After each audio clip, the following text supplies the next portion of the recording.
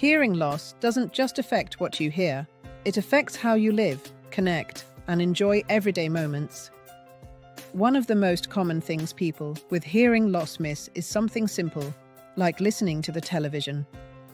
Turning the volume up higher and higher, struggling to follow dialogue, or relying on subtitles can quickly become frustrating for both the listener and their family.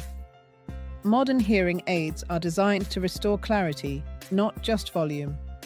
By enhancing speech frequencies and reducing background noise, hearing aids make TV dialogue clearer and more natural, allowing you to enjoy your favorite programs again without discomfort or strain. Beyond television, hearing aids can dramatically improve conversations, social interactions, and confidence. Many people don't realize how much hearing loss has impacted their quality of life until they experience the difference hearing aids can make.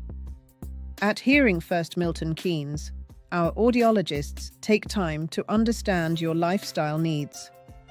Whether it's watching TV, speaking on the phone, or spending time with loved ones, hearing solutions are tailored to support what matters most to you. It's also important to remember that earwax buildup can interfere with hearing aid performance.